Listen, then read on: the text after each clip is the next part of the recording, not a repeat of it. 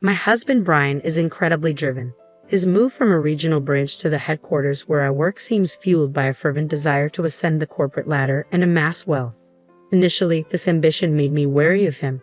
When we first met, Brian asked, "Linda, your father is connected to the company, right?" "Indeed, I work for the same company where my father serves as an executive." Having a relative in a position of power has led to me being perceived differently by both insiders and outsiders.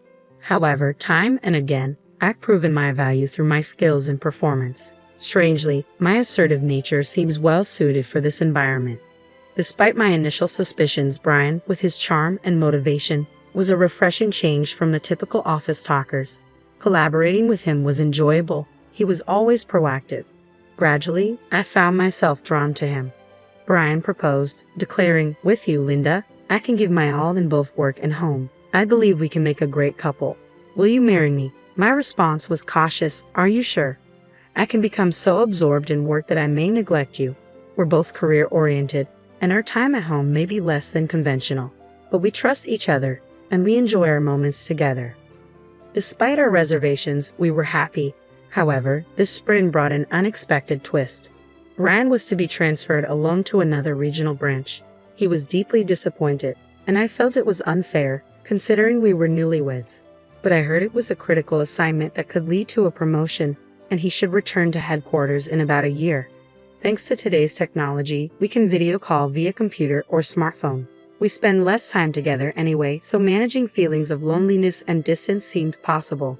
It's been about 3 months since Brian moved. We video call once or twice a week to catch up. The world is convenient now. With careful scheduling, we don't feel as lonely. During one call, I casually mentioned visiting him during summer vacation. Brian responded uncertainly, mentioning his non-stop workload. It seems leading a project is exhausting. I trust my husband's words, yet I can't shake this lingering sadness. Suddenly, a thought creeps in about the interior of Brian's rented apartment, beyond what fate should determine. Perhaps he's too busy to clean properly, I initially rationalize. But as I glance at the tidy portion of the room visible on the screen, I'm struck by its unexpected neatness. It's impressive how he manages amidst his busy schedule. Just as I'm about to praise him for it, my eyes catch sight of an unfamiliar bag at the edge of the screen. I'm speechless. Clearly a woman's item, even someone like me, not particularly up to date with trends, recognizes it as a high-end brand. "Hey, what's that bag?" I ask, unable to ignore it. Brian glances over his shoulder quickly, his response a tad flustered. "Oh, it's a wedding anniversary gift. Since we don't get to see each other much, I wanted to give you something tangible," he explains. "I thought it would suit you. I ordered it online, so I wanted to unbox it as a surprise. But I guess I messed up. I'm sorry." "It's fine," I reply, forcing a smile. I'm happy and looking forward to its arrival. Despite the seemingly plausible excuse, a sense of mistrust lingers. Yet I can't confront him. I still want to believe in Brian. Later, the bag arrives, accompanied by a message card filled with affectionate comments. It should reassure me, but the slight sense of distrust persists. Months pass, life becomes accustomed to Brian's absence, and our communication through video calls becomes routine. Then, on one ordinary day, I find myself contemplating, "Wow, Brian, I should get going," I say, sensing the conversation winding down. "Yeah, it's getting colder, so be careful not to catch a cold, Linda," Brian replies, concern evident in his voice. "Thank you," I respond, ready to end the call. Just then, the doorbell rings. "What's wrong?" Brian asks. A courier has arrived. You can hang up the call, Brian. See you later. Thanks," I say quickly, rising from my seat and heading to the entrance. Focus on receiving the package, I don't realize I haven't ended the call or that the screen is still on. Retrieving the package, I return to my room, only to find Brian's face still on the computer screen. I guess this is the end of the call," I start to say when something unbelievable catches my eye. I instinctively cover my mouth with my hand. On the other side of Brian's desk, there's a bed, and an unknown woman sits upon it, bathrobe-clad despite the daylight.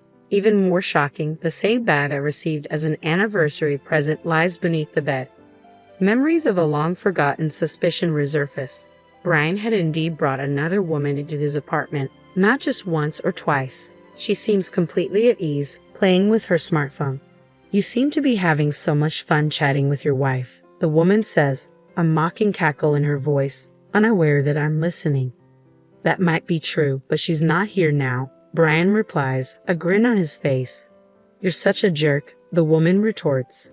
The real jerk is you, leaving your bag out in plain sight. I had to buy the same bag just to camouflage it. It was expensive, you know. That's your own fault.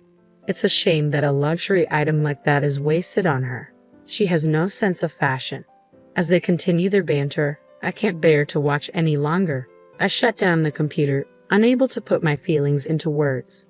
Regret flooded over me. Was the bag Brian gifted me truly an anniversary present or merely a cover-up for his infidelity? Brian, you're really the worst, I muttered, the insult escaping before I could contain it. It wasn't something I wanted to say. As for that girl, there was something familiar about her. I realized with a jolt she's the daughter of the executive vice president who joined the company this year. The audacity to whisk her away to the countryside for a clandestine rendezvous. It was quite an elaborate affair. But somehow, it all made sense. I couldn't help but chuckle bitterly. It's a typical choice for an ambitious man like Brian. After all, I too am the daughter of a high-ranking executive. It seemed fitting for Brian to choose a mistress who could prove useful in some way. I couldn't believe in anything anymore. I thought he loved me for who I am. Just as I started to tire of feeling angry, an unforgiving feeling settled in. I couldn't forgive him now. So, I decided to uncover the truth. A few days after that shocking video call, Brian suggested we spend some leisure time together. Perhaps he thought it would look bad if we didn't pretend to be friendly from time to time. With a feigned eagerness, I agreed, clutching the purse he had given me. I visited the apartment he had rented. Wow, I keep it pretty clean, don't I? I'll go get us some iced tea, Brian remarked, heading towards the kitchen, unaware of my internal turmoil. I seized the opportunity and took action. Quietly, I placed the coin purse, matching my bag, inside the cupboard of Brian's computer desk. Unbeknownst to him, the coin purse contained a bug, an advanced model with exceptional battery life. It would capture sounds for several days without leaving any evidence. I assumed Brian might notice it eventually, but with his mistress owning the same model, distinguishing ownership could be tricky. Nonetheless, if he did notice, I would need to find another approach. If not, it would be a win for me. Excitement brewed within me as I anticipated the information I could gather. When the battery was close to dying, I planned to call Brian to confirm, pretending to have misplaced the coin purse. I seem to have lost the coin purse you gave me. Do you have it over there by any chance? I would inquire. Oh yeah, it was wedged in the drawer of my desk. You're so clumsy, Brian would likely respond, oblivious to the bug's presence. From his casual reply, I inferred that he hadn't opened it. Requesting its return would ensure it was back in my hands within days. Nervously, I played back the audio, and there it was, clear as day. Brian and the executive's daughter engaging in an illicit affair, their voices intimate. Armed with this evidence, I hired a private investigator to delve deeper. What he uncovered shocked me. Brian wasn't just involved with the executive's daughter, he had numerous affairs. Daughters of board members and department heads were among them. As for me, I began to see sides of Brian I never knew existed. Listening to his colleagues reveal his recent struggles with performance and increasing stress. It seemed his focus had shifted from work to networking, realizing his efforts alone were no longer sufficient. I genuinely feel sorry for him. Failing to perform at work can be a bitter pill to swallow. However, his professional struggles have nothing to do with his betrayal of me and his affairs with other women. Furthermore, it appears he's using these women as stepping stones to advance his career. It's despicable behavior, both personally and professionally. As I delved deeper into my investigation, my feelings for Brian quickly cooled, replaced by a growing sense of vengeance. He wounded my pride deeply. Brian's work assignment away from home ended sooner than expected. Less than a year later, he returned home, and to celebrate his return, I arranged a party with both our parents, complete with a lavish feast delivered to our door. The atmosphere was jovial with lively music playing and just family around. Then the music's vibe changed and I heard my own voice echoing from the speakers. Brian's conversations with the executive's daughter, since to the music player, filled the house. Brian turned pale, confused, and flustered. "What's this, Linda?" he stammered. I had already briefed my parents about the situation, but Brian's parents were in a state of panic upon hearing their son's voice intertwined with a woman's they didn't recognize. They confronted him, demanding answers. "Brian, what's the meaning of this? Surely, you're not cheating on Linda." they pressed, their voices laced with concern. I played the audio recordings of Brian's conversations with the other woman, obtained with the help of the investigator. Finally, Brian realized that I knew about his affairs. "Linda, you knew everything, didn't you?" He trembled, turning to me with a question, his face pale. Despite his fear, I smiled. "Why not consider marrying the CEO's daughter next? That'll land you the CEO position in a snap," I suggested, a bitter edge to my tone. Brian's face fell, his despair evident. "You also prefer a successful man on the fast track to promotion, right? It was a necessary step for my career. Please overlook it," he pleaded, clinging to me.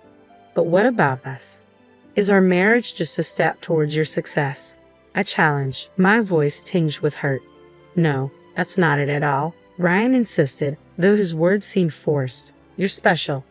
Despite his reassurances, Brian appeared flustered. My father stepped in, his gaze piercing.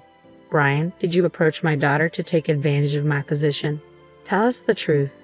Brian hesitated before confessing. "Initially, it was about getting ahead. Even though other women were merely tools for my advancement, I am truly serious about Linda. I promise I won't cheat again. Please forgive me this time. I want a chance to make it right." It was difficult to discern if he was lying or telling the truth. After such blatant infidelity, even when he claimed I was special, trust was hard to come by. "It's not my place to decide," my father continued. "It's up to Linda. But I can't accept you as my son-in-law. I despise you." Even Brian's own parents, doubtful of their son's honesty, expressed their disappointment. "We want to believe in you, but it's hard to believe that Linda is truly special to you," they admitted. My father's words stung, but it was clear that the disbelief of Brian's own parents hurt him the most. Despite their opinions, the decision to trust Brian or not was mine alone.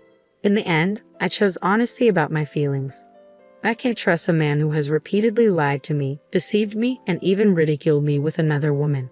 While I value my work and appreciate professional success, I've always aimed to achieve it on my own merits. I would never stoop so low as to use someone else for my own gain.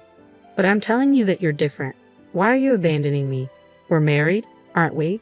If you truly cherished me, why would you give me the same handbag that you gave to the woman you're having an affair with? And on our anniversary of all times, I confronted Brian, my frustration boiling over. "Stop making a fool of me. I don't want to share a family with a lazy man who depends on others to get ahead. I want a divorce." With those words, it seemed Brian had given up. His shoulders drooped, and he began to sniffle out of frustration. He had just lost his most convenient stepping stone for his career, and it served him right. Exhausted, Brian was taken home by his parents, and it was unlikely he would ever return to our home. True to my word, I followed through with the divorce. After exposing Brian's wrongdoings to all the women involved, he was sued not only by me but also by all the women he had affairs with. Unable to pay all the settlement money, he was forced to sell all his properties and even had to take on debt. Brian would likely lose his freedom for a while, paying back his debt. He voluntarily resigned from his company, but in reality, he was practically fired. Once the rumors of his actions reached the higher-ups, it was inevitable they would be furious. With rumors spreading around the office, he probably felt uncomfortable as well. Currently, he's working in a small factory, diligently paying back his debt.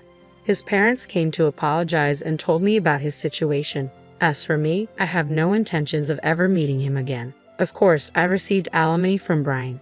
Surprisingly, when I sold the handbag, which was the same as his mistress's, I was shocked to find it fetched almost the same price as a new one because it was barely used. It felt like a little bonus. After separating from Brian, I began to contemplate what marriage really meant and what's important in life. While my work remains crucial to me, I don't discount the possibility of having a family in the future. I might use the money from selling the bag to pamper myself a bit and prepare for a new romance, as I had to work today.